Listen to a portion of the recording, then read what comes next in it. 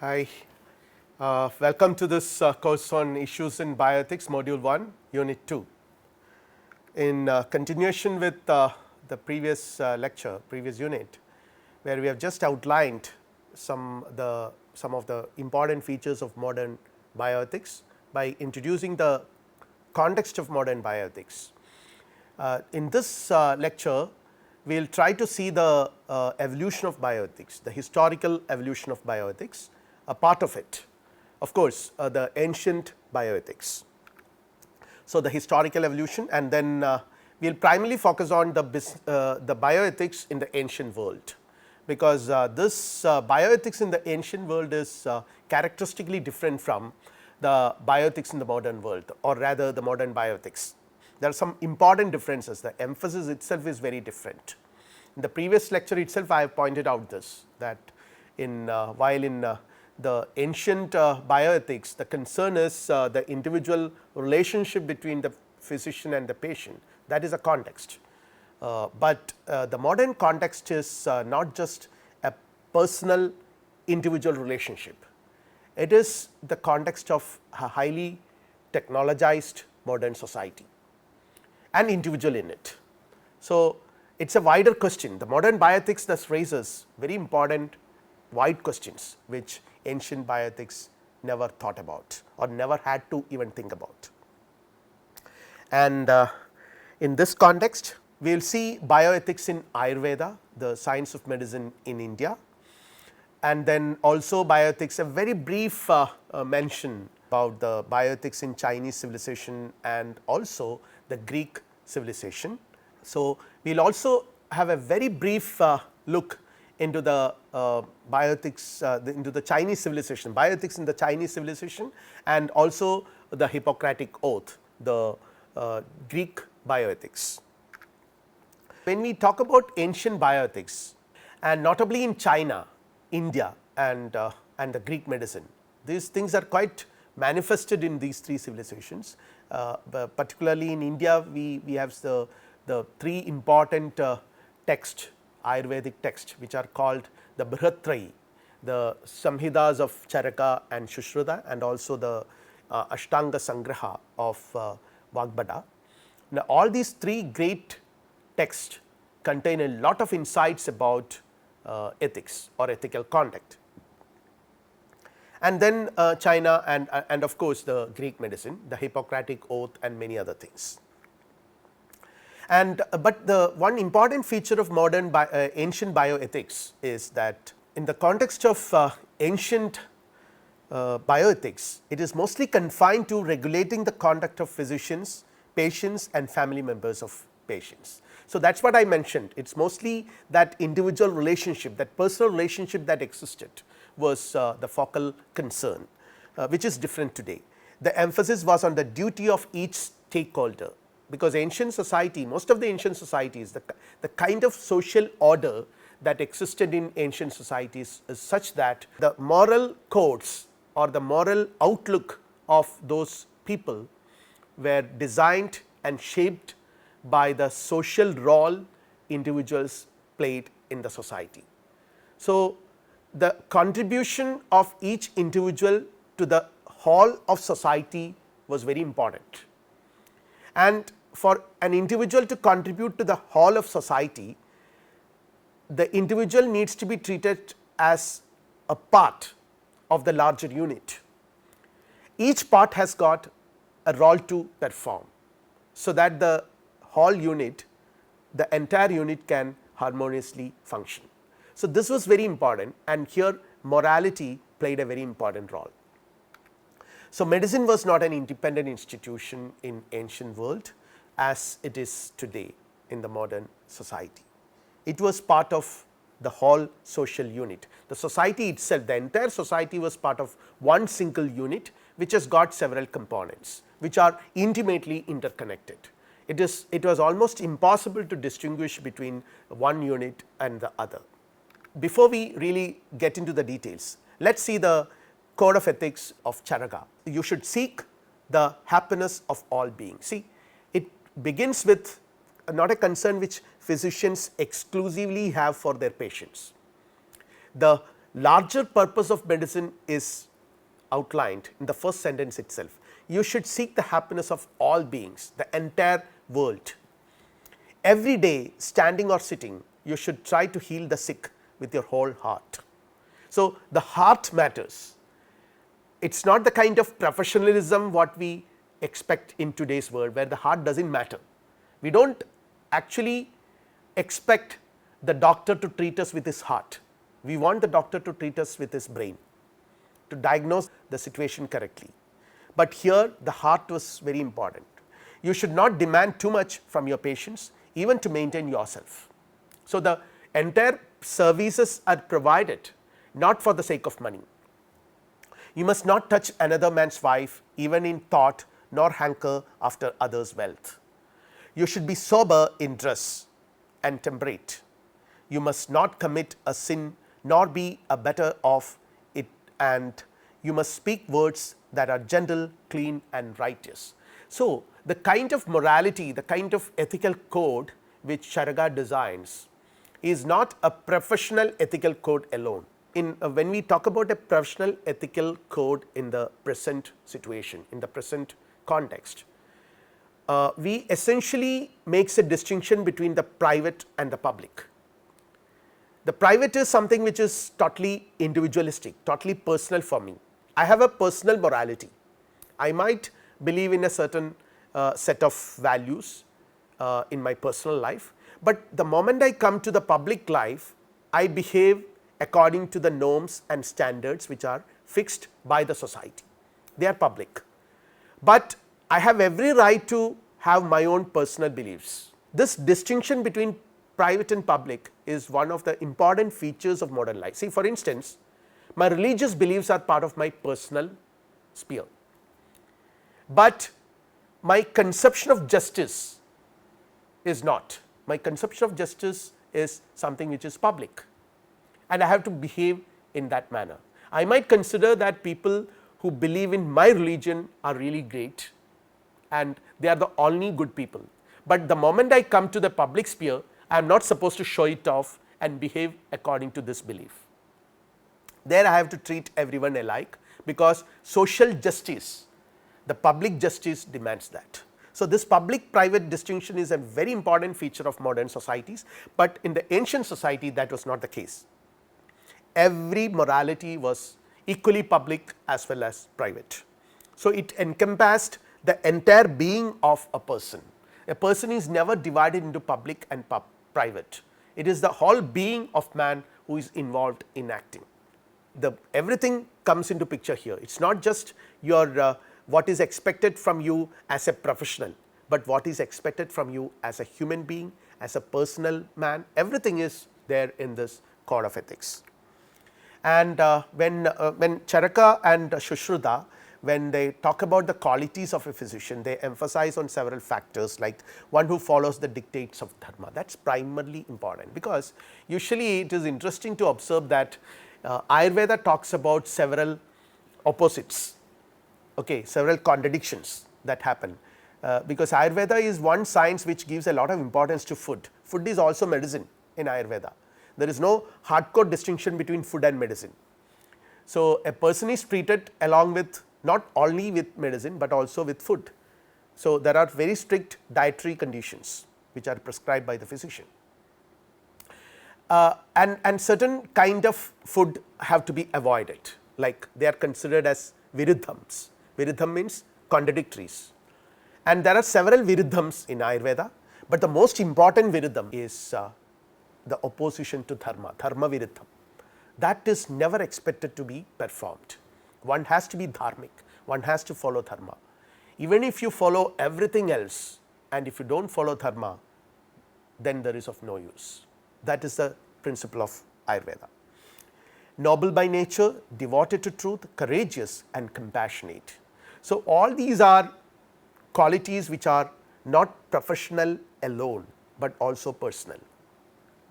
Excellent character, pure in behavior, liberal mind, self control should be there, something which the yoga philosophers call yama, that should be there. Seeking the good of all creatures, free from haughtiness, pride, wrath, cupidity and sloth. All these are qualities which Charaka and Susruta would expect from a physician. And when it comes to the duties of physicians, treat patients graciously as if they are his own friends. Again, seek the good of all living creatures. That is something which is emphasized everywhere. Speaks words that are soft, unstained by impurity, full of righteousness, incapable of giving pain to others, truthful, beneficial and properly weighed and measured. Give up lust, anger, avarice, folly, vanity, pride, envy, rudeness, deception, falsehood, idleness and all other reprehensible conduct. You should not even in imagination know another man's wife. You should not appropriate other people's possessions, aparigraha.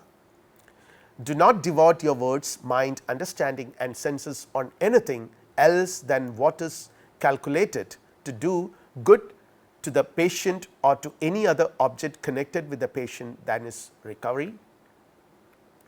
He who practices medicine out of compassion for all creatures rather than for gain or for gratification of the senses surpasses all. No benefactor, moral or material, compares to the physician who by serving the news of death in the form of years diseases brings back to life those being dragged towards death's abode, because there is no other gift greater than the gift of life. So, one thing is quite evident. Charaka and Susruta, the great two masters, Charaka is the general physician and Susruta is a surgeon. The surgery, the two schools of thought, they are not just two individuals, they represent the two schools of thought, the school of general medicine and the school of surgery. They both advocate that the science of medicine is actually divine profession, and a physician in the true sense of the term is almost equated with a divine creature. So, this is quite evident from them. But now when we come to the general ethical framework of Ayurveda, this is again a very interesting aspect of Ayurveda which is quite unique about it. It is being stated that the aim of the science of medicine is no doubt the attainment of Purushartha. This is a very interesting observation, because Purushartha is actually sounds like a religious term today. It is the objectives of life. In Indian philosophy, the concept of Purushartha means Purusha means man, Purushartha means the goals of man, any human being. Purusha means the person, the human being. So, a Purushartha means, it is the theory of Purushartha says that there are certain important goals, important objectives which all human beings have. These important objectives are categorized into four, initially into three: dharma, artha and sukha. Later on, sukha is divided into kama and moksha. So, the important things are dharma, one has to follow dharma, so that if you follow dharma and pursue your activities, you can attain artha. Artha stands for money, fame, all pleasures, material pleasures, gains, etc. And then sukha. Sukha is followed by artha. Sukha has a material dimension where you have all the kinds of desires are fulfilled, and it has also a spiritual dimension where it is treated as moksha, where the ultimate spiritual emancipation or rather realization happens. So, the ultimate objective of Ayurveda, the science of Ayurveda, is to aid human being, to assist human being to attain the goal of Purushartha, the goals of life, the ultimate goals of life. And illness is a state where the totality of a person's being, his or her body and mind, undergoes some changes. See, again this begins with an understanding of the concept of illness. What is illness? Illness is not just a physical or a mental condition alone. Illness is a state where the entire body and mind, the entire psychosomatic organism undergoes certain changes. So, it is said that illness pervades the whole of our being, ashesha kaya prasadam, the whole body, the whole being of man is possessed by illness. So, it pervades the whole being of man, and health is our natural state which with which we can perform effortlessly. Only a healthy human being can pursue his objectives in life, so that dharmartha sukha can be attained, can be pursued only by a person who is healthy. And with a healthy body and mind, we can perform dharma and attain the higher objectives of life. So, dharmacharana, the practice of dharma, the observance of dharma helps us to attain the ultimate goals of human life, and dharmacharana is possible only if you have a healthy body and healthy mind. So, that is very important. Vagphada's Ashtanga Sangraha, he says, what is disease? Kalartha karmanam yogo, kala, artha, karma, the yoga, the union of kala, artha and karma. This is something which is very crucial as far as human beings are concerned. Kala means climate, artha means sense organs, and karma, actions. So, these three, how are we going to use our sense organs to perceive things and also to act upon them, and karma, action. So, the yoga, the union, the way in which these three are related, there are three possible ways in which they are related. The wrongful, hina, mithyadi matraga, the wrongful or hina, mithya or inappropriate, and excessive adi, hina, mithya, adi, matraga. And this combination of climate, senses and action cause disease, roga, and their right union cause health or arogya.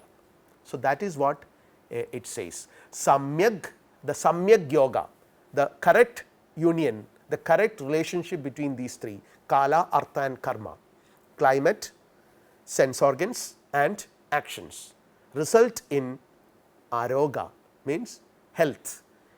So, this indicates that roga or disease is a result of what? Something which is wrongly done by their mind plays a very important role. Your moral, the kind of ethical or moral codes you follow in your life plays a very important role there. This is applicable to physicians, patients and everywhere in this world, everyone in this world. So, disease and its cure is inappropriate combination of climate, sense and actions. This is a psychophysical process. So, the entire psychophysical or psychosomatic process is important here. The ahitacharya is the cause. Ahita means something which is not to be there, ahitam, something which is not hidam. Hidam is desirable or something which is actually not ideally for that betterment of that person. So, that is the cause. The right regulation of the senses and the mind or the intellect is important here. So, regulation of the body and the mind, senses and the mind is possible through ethics, moral codes. This is, or rather dharma. Dharma enables the right regulation of senses and the intellect.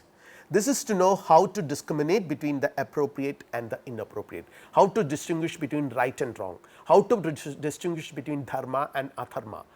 This is very important. Vagpada in his Ashtanga Sangraha, the first mantra or the first line of this book says that Ragadi Roga Sahaja Samula.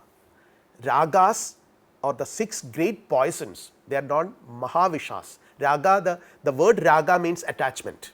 Ragas means there are 6 of them, 6 Mahavishas they are called, or great poisons, Maha Visham.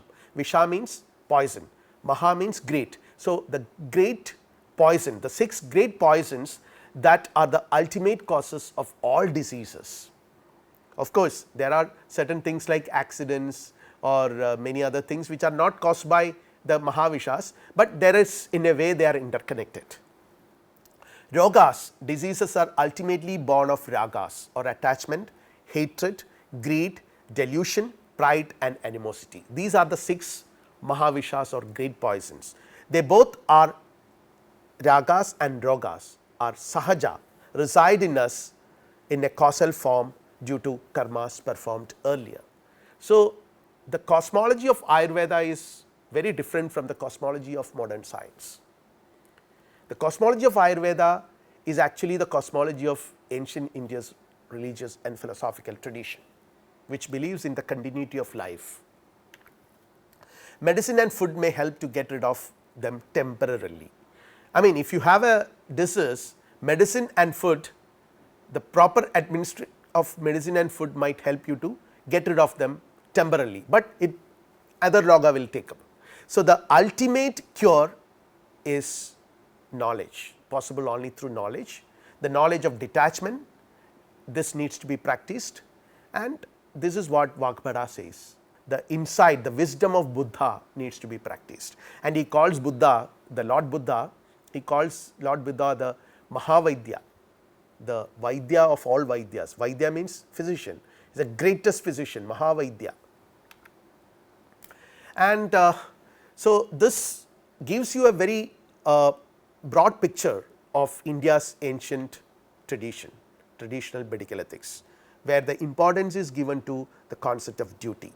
I will also very briefly mention other ancient traditions, like in China for example, medicine emphasizes on caring about patients, physicians need to cultivate virtues, a tradition inspired by Confucianism which emphasizes benevolence and universal love, which is very close to the kind of cosmology which is practiced in India, and respect for patients is emphasized. And when you come to Hippocrates, who is hailed as the father of Western medicine, the Greek physician, he has actually devised an oath which is famously known as the Hippocratic oath, which emphasizes on certain values, certain codes.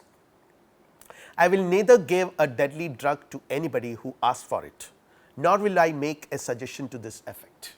See, that is very important. Life is very important for a physician. So, no physician should prescribe a deadly drug to anyone who asks for it. I will not give a woman an abortive remedy at no circumstances. In purity and holiness, I will guard my life and my art. Whatever house I may visit, I will come for the benefit of the sick, remaining free of all intentional injustice, of all mischief, and in particular of sexual relations with both female and male persons, be they free or slaves.